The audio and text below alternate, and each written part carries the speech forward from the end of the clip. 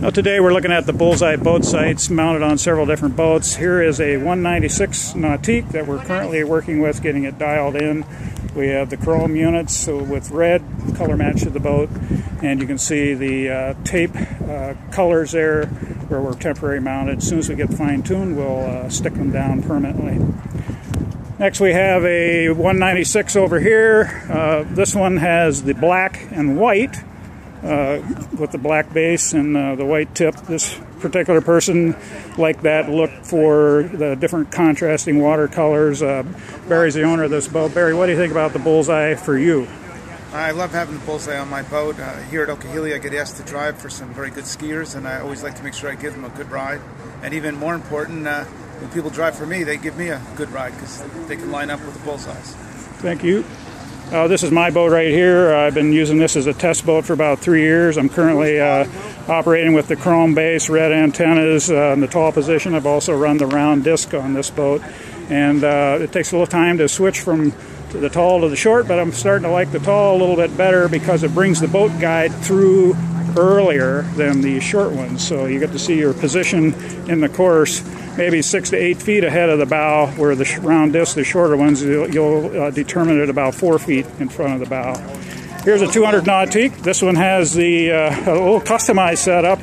This is Bruce Epstein's boat, and Bruce has had those on there for a few months. Bruce, what do you like about the BullsEyes? I like the BullsEye system because you know where you stand with BullsEye. You don't need somebody in the boat looking at your boat path telling you exactly where you are. With BullsEye, you know where you stand. Hey, thanks, Bruce. How was that? Over here we have another 196 Nautique. It's got the single standard pin, and that was preferred by that owner-operator.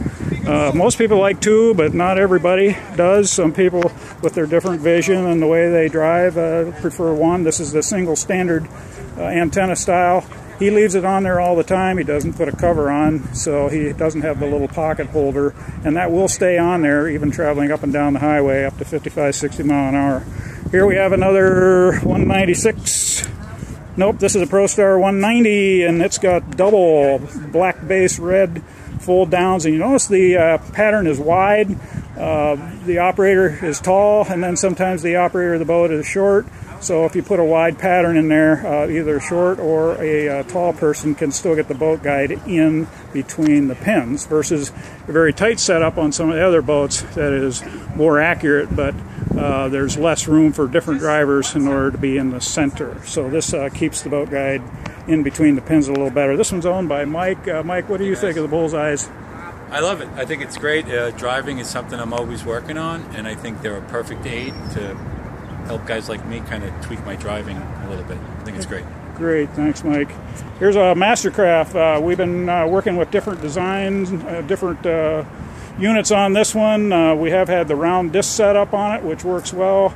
We're now working with the fold-down unit with a single, and it seems to work best with a single fold-down position like that in order to get the right view for the driver and the boat guide. You can go to the round disc, but we're kind of liking this setup. It's a little easier to set up, it's a little cleaner, and again, fold down for the cover is superior on this one.